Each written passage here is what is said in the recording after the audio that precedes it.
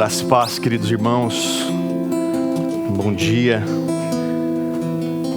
Como o Isaías falou no início, um lindo dia, né? Um dia em que a gente pode desfrutar da paz desse Deus tão maravilhoso, que é o príncipe da paz. E, de fato, na semana passada a gente falava sobre isso, sobre essa paz que excede todo entendimento, mesmo no meio de uma aflição intensa. Na quinta-feira, na reunião de oração aqui, nós ouvimos, através do Enoque e da Eliane, a respeito de um sequestro de um missionário no Quênia. E naquele mesmo dia, descobriram um corpo carbonizado no carro que era desse missionário. E no dia seguinte, constataram que, de fato, era esse missionário que foi executado. E ontem eu recebi um vídeo da esposa desse missionário, dando um testemunho da paz que Deus trazia ao coração dela, no meio daquele momento de dor, de tempestade, de aflição. É essa paz que a gente precisa buscar no Senhor. Uma paz no meio da tempestade, seja ela qual for na sua vida. Essa paz que só o Senhor pode dar, só pode vir dEle, está disponível. E isso é maravilhoso. Nós continuamos hoje nessa série que fala sobre a paz que vence a ansiedade. A ansiedade que aflige tanta gente nesses dias que são tão difíceis. E com a ajuda da palavra é possível nós vencermos a ansiedade e alcançarmos essa paz. Essa paz que, mais uma vez, como Paulo nos diz, excede todo entendimento. A ansiedade, quando não afeta a gente diretamente, pode afetar alguém perto da gente. Então, indiretamente, eu tenho certeza que quase todos nós aqui já fomos afetados pela ansiedade. Não é verdade? E uma das principais causas de ansiedade nos nossos dias é essa vida maluca e agitada que a gente vive. Você acorda de manhã, você toma um banho rápido, escova os seus dentes rapidamente, senta na mesa do café e você percebe que você já está atrasado, então você toma o seu café rapidamente, precariamente. Você entra no carro, logo na primeira esquina você já se irrita com o motorista da frente que não está com tanta pressa assim. Quando você não buzina para ele, quando você já não faz um gesto para ele. Aí você escolhe pegar uma outra rua para desviar desse sujeito lento e você se depara com um congestionamento. Ou com a CMTU pintando as faixas de pedestre às 8 horas da manhã, num dia de semana. Perto de uma escola, que é onde talvez você tenha que deixar o seu filho. E aí você fica um pouco mais estressado com isso. Aí você chega no trabalho, seu chefe já te olha de cara feia, ou seu colega de trabalho já olha para você e diz... E aí aquilo gera em você um pouquinho mais de estresse. E aí você olha, a sua caixa de e-mails está lotada de e-mails que você precisa responder. O seu WhatsApp não para de apitar e você tem um monte de gente esperando uma resposta sua e você vive o dia desse jeito, correndo. Você sabe que tem nome para isso agora, né? É a chamada doença da pressa. Essa é novidade para mim, descobri preparando esse sermão. Doença da pressa, que afeta muita gente nos dias de hoje. Porque vive uma vida corrida, uma rotina diária acelerada. E tem gente, pasmem, que leva essa vida todos os dias correndo e quando chega no final de semana ou num feriado, continua acelerado. Continua a fazer as coisas aceleradamente porque tem a impressão de que está atrasado o tempo todo. Estou falando alguma loucura aqui? Porque me parece que essa é a realidade de quase todo mundo. Porque para todo mundo que você pergunta, e aí, como vai? A pessoa tem aquela resposta pronta. Estou na correria. Onde é que nós vamos chegar com tanta correria? Ou será que a gente vai chegar em algum lugar com tanta pressa, com tanta correria? Hoje nós vamos ver aqui como a ansiedade de uma vida agitada bagunça a cabeça da gente. E faz com que a gente não perceba a diferença entre receber Jesus, de ter um momento com Ele, ou de estar com Ele de verdade, de se relacionar com Ele de verdade. Nós vamos ver que essa ansiedade cega as pessoas, ao ponto delas verem somente os seus problemas. Tem um pastor conhecido meu, chamado Paulo Capelletti, mas ele é só conhecido como Macarrão. E ele diz que esse tipo de gente é um umbigólatra, porque só olha para o próprio umbigo. O mundo gira em torno dele mesmo. Porque essa ansiedade louca faz as pessoas só enxergarem, só ter o foco no seu próprio problema. E isso acontece com bastante frequência.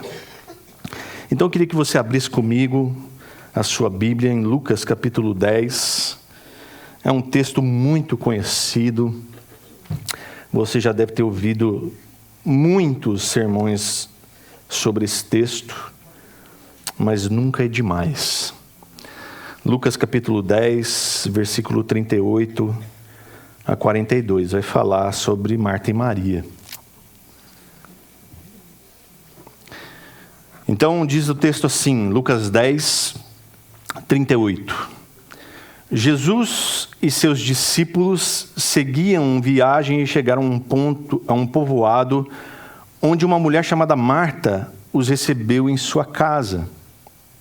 Sua irmã Maria sentou-se aos pés de Jesus e o ouvia atentamente, o que ele ensinava. Marta, porém, estava ocupada com seus muitos afazeres. Foi a Jesus e disse, Senhor, não incomoda que minha irmã fique aí sentada enquanto eu faço todo o trabalho? Diga-lhe que venha me ajudar. Mas o Senhor respondeu, Marta, Marta, você se preocupa e se inquieta com todos esses detalhes. Apenas uma coisa é necessária.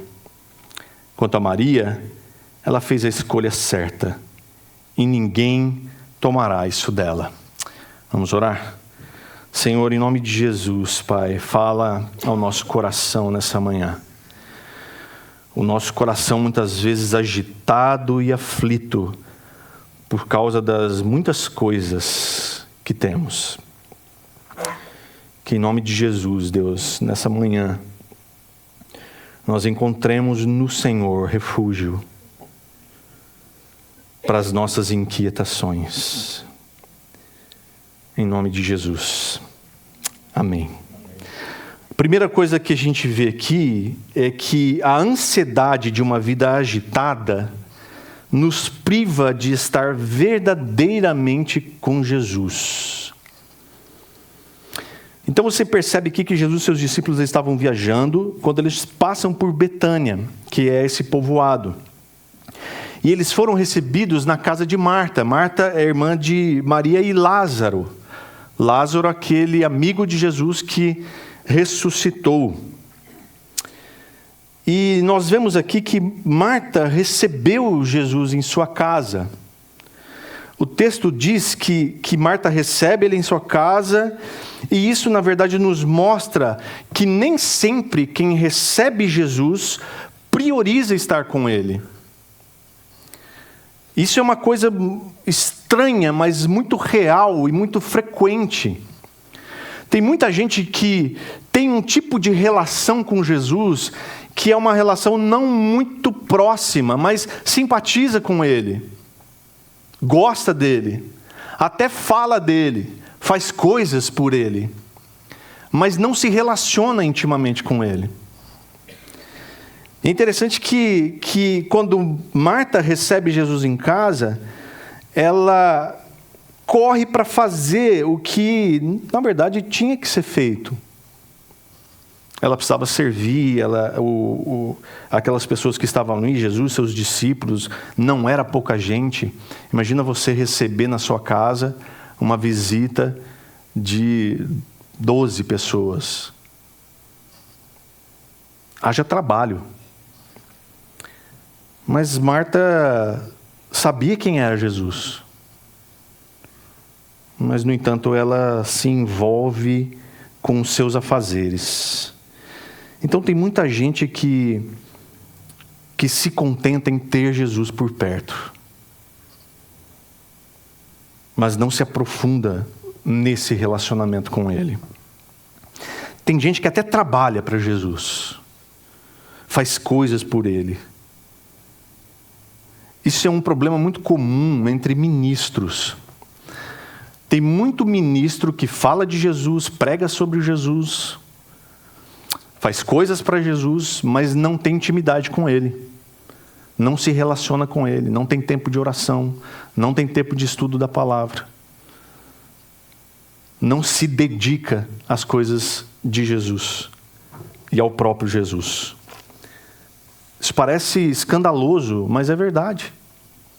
Tem muito crente que serve Jesus, mas sem ter intimidade com Ele. Mas, em contraste, diz que Maria sentou-se aos pés de Jesus e ouvia sua palavra. Sentar aos pés de alguém e ouvir os seus ensinos era uma atitude bastante comum de verdadeiros discípulos. Então, quando algum mestre tinha um discípulo, esse discípulo se sentava aos pés do seu mestre para aprender dele. Paulo vai dar testemunho dele mesmo quando se sentava aos pés de Gamaliel e aprendia com ele. Romanos 10:17 também nos diz que a fé vem por ouvir, e ouvir a palavra de Deus. Então Maria entende esse princípio, e o que ela faz de imediato é se lançar aos pés de Jesus. Eu não quero outra coisa a não ser sentar aqui e ouvir o que Ele tem para ensinar. Isso é o mais importante. Então Maria faz isso. E muitas vezes na nossa vida agitada, que gera em nós tanta ansiedade, que nos faz achar que a proximidade com Jesus já é o bastante, para que tudo que está ao nosso redor, que está torto e estragado, seja de fato resolvido. Por isso que muita gente se limita em ter pequenas atitudes cristãs, como orar antes das refeições, ir à igreja de vez em quando, assistir séries ou novelas sobre temas bíblicos, postar versículos bíblicos nas redes sociais, porque daí as pessoas veem que você está bem espiritual, citar de cor algum versículo bíblico, pagar o dízimo. Eu usei a palavra pagar aqui de propósito. Mas nada disso é tão importante quanto sentar aos pés de Jesus e aprender dele. E aprender com ele. Nada do que você faça para Jesus é mais importante do que você ter comunhão com ele. Do que você sentar aos pés dele. Como é que eu posso me sentar aos pés de Jesus, então? Como que é isso na prática? É necessário uma atitude de devoção. É interessante que esses dias nós estávamos nos recicladores de papel, eu e a Ana, e um deles, o Júnior, o mais firme deles todos, e eu perguntando para eles como é que a gente se aproxima de Jesus. E ele falou assim: se dedicando. E a palavra mais adequada para devoção, e a gente conversava isso ontem, eu e a Ana, a palavra mais adequada para devoção é dedicação.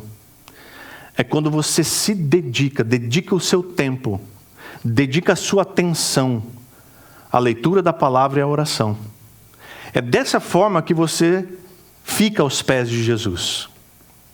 E quando você fica aos pés de Jesus e se dedica o seu tempo, a sua atenção à palavra de Deus e à oração, Ele te ensina.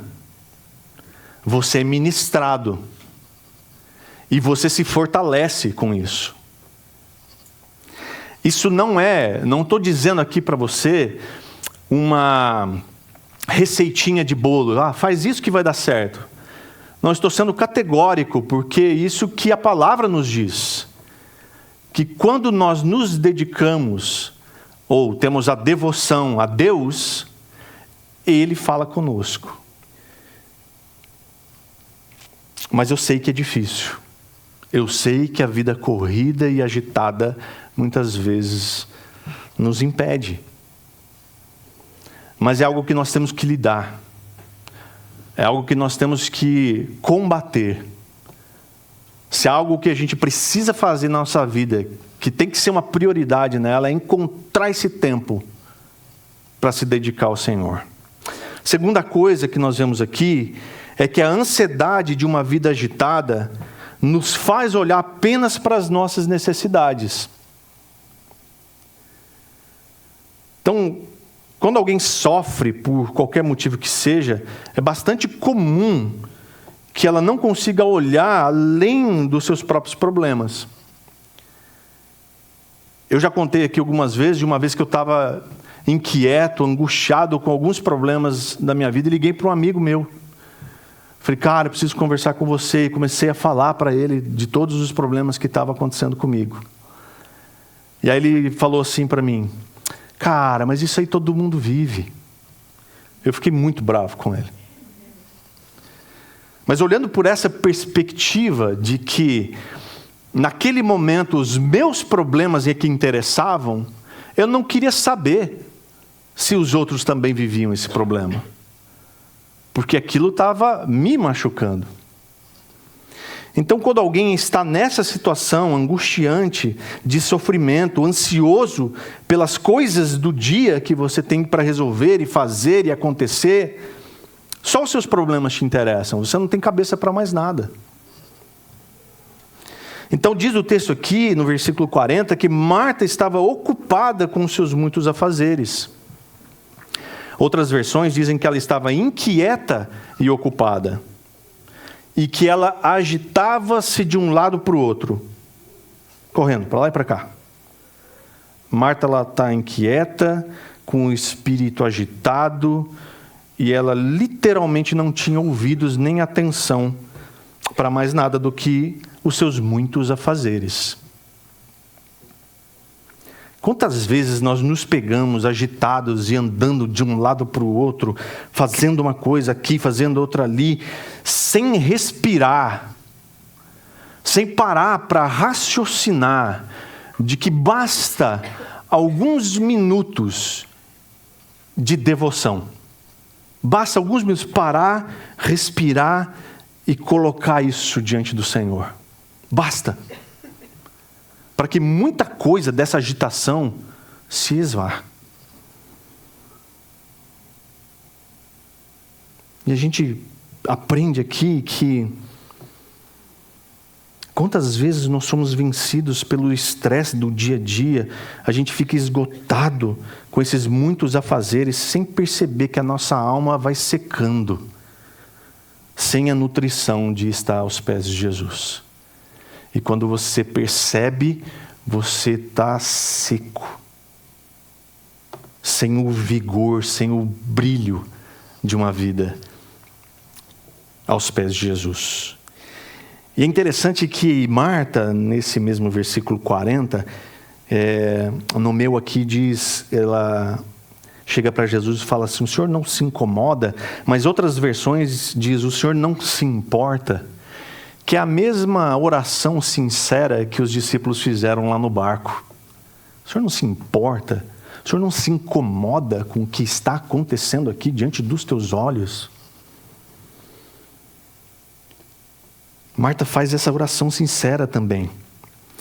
Ali mesmo, no meio da correria, ela tem esse minuto, esse segundo em que ela recorre a Jesus, mas para perguntar para ele se ele não se importa com o sofrimento, com a dificuldade, com a ansiedade, com a inquietação dela.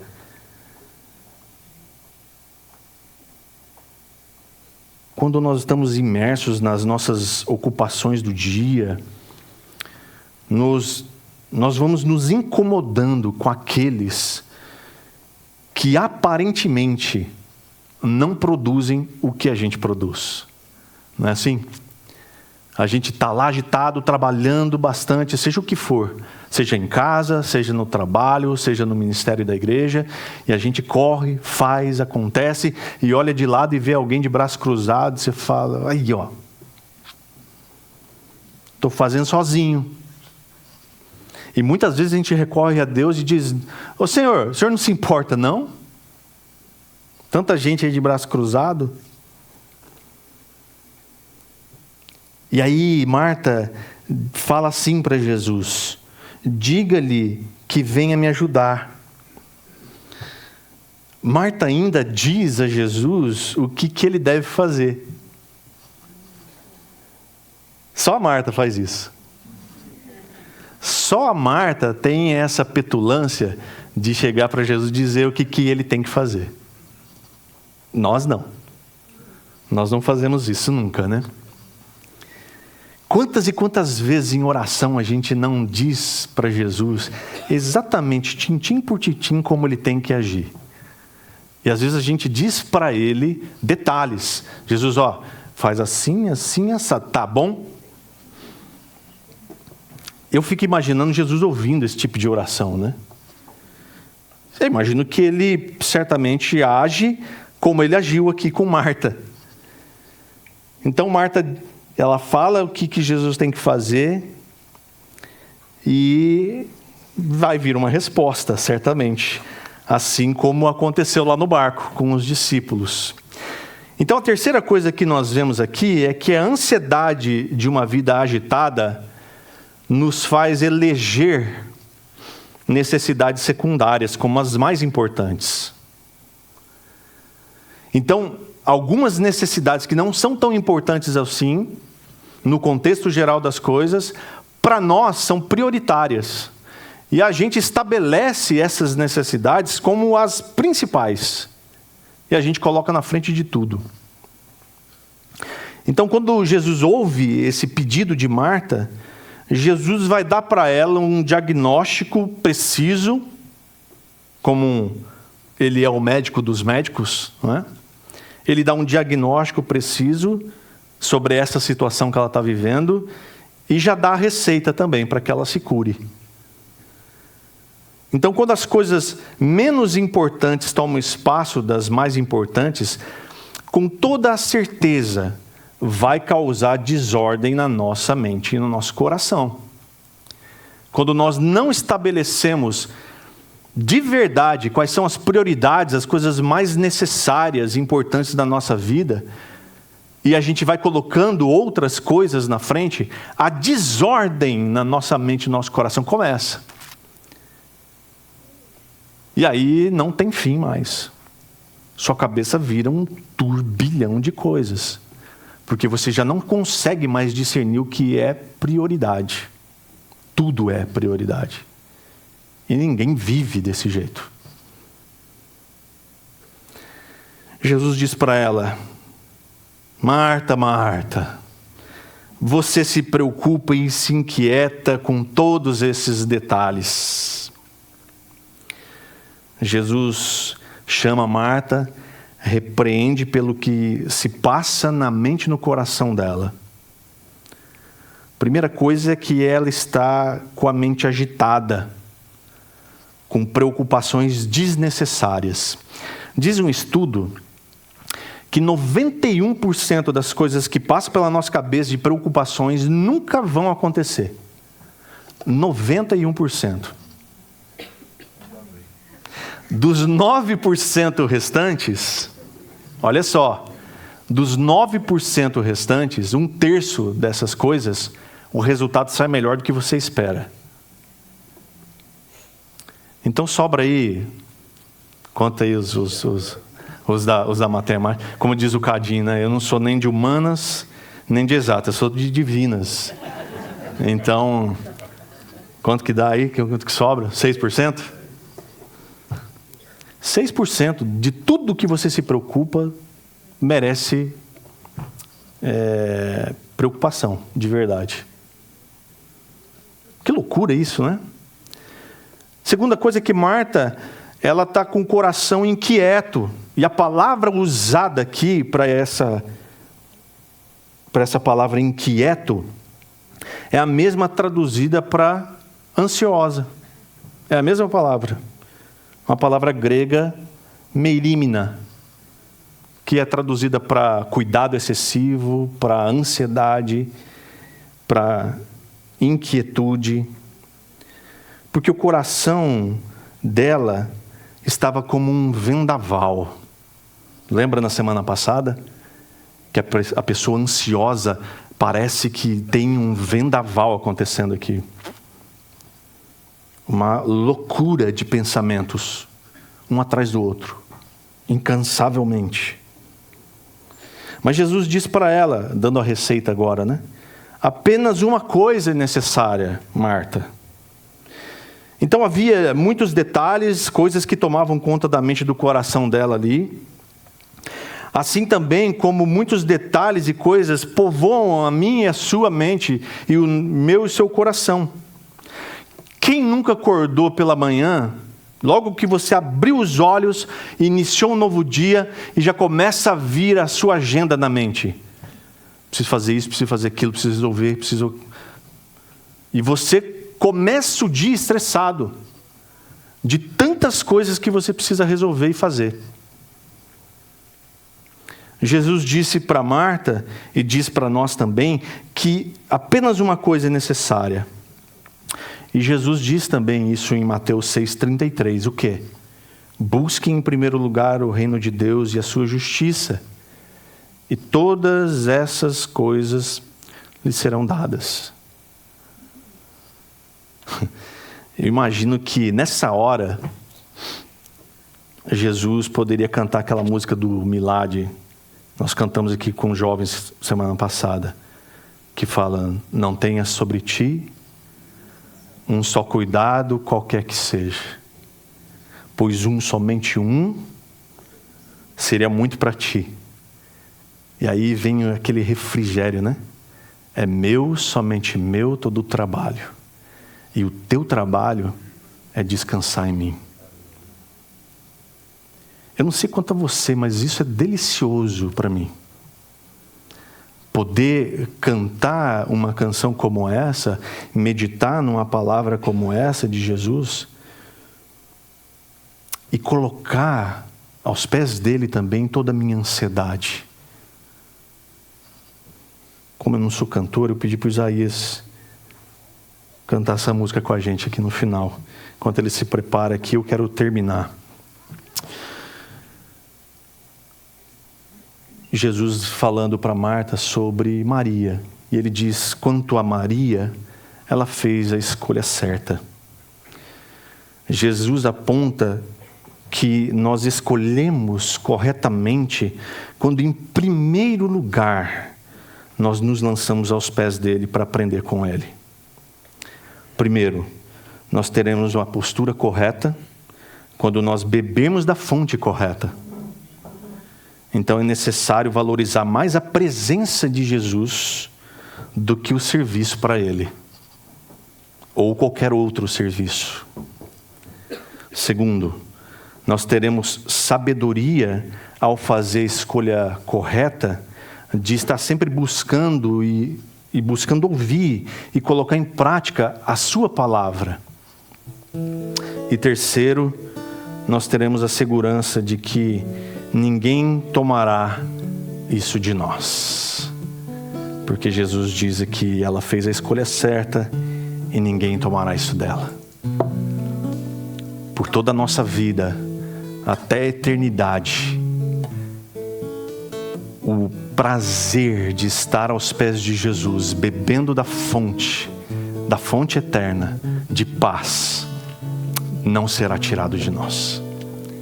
Vamos cantar essa música? Depois a gente ora para finalizar.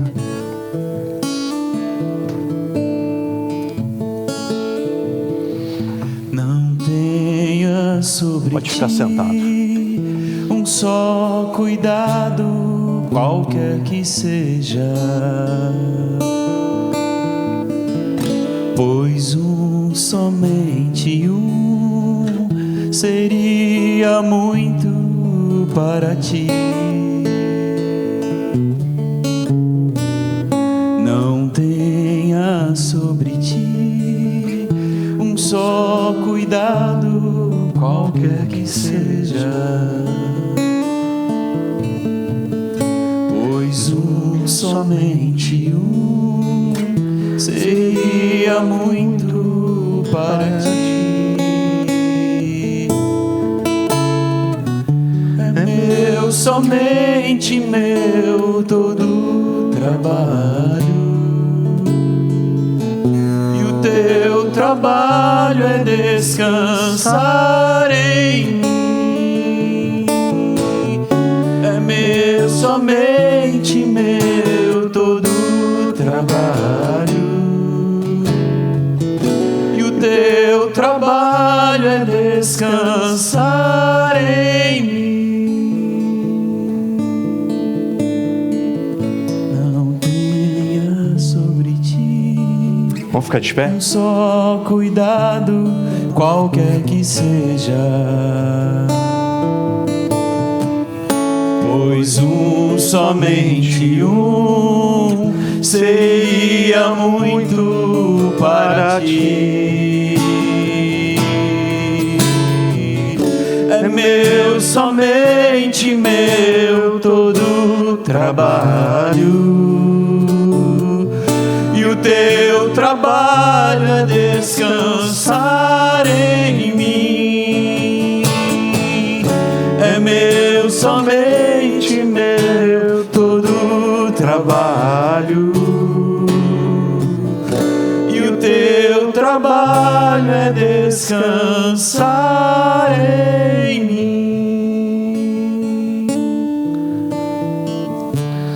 Sabe, irmão, às vezes a correria do dia a dia nos faz ligar o piloto automático. E aí a gente vai levando a vida dessa forma frenética, acelerada. E assim certamente vai nos levar a ter problemas emocionais, problemas mentais sérios. A agitação do nosso coração vai nos fazer priorizar sempre tudo que está ao nosso redor, e se esquecer daquilo que é principal e prioritário na nossa vida, que é a vida com Jesus Cristo nosso Senhor. Ele mesmo nos diz em Mateus 11:28, venham a mim todos vocês que estão cansados e sobrecarregados, e eu lhes darei descanso. O que você está esperando, meu irmão, minha irmã, para fazer a escolha certa e se lançar aos pés de Jesus, que pode te dar a paz e descanso? Queria que você fechasse os teus olhos por um instante. Talvez você deve estar se sentindo cansado, cansada, mas há um só caminho para quem está cansado, é aos pés de Jesus. Se lança aos pés de Jesus e tenha um tempo com Ele de intimidade, de devoção, de dedicação. Senhor, nós te amamos.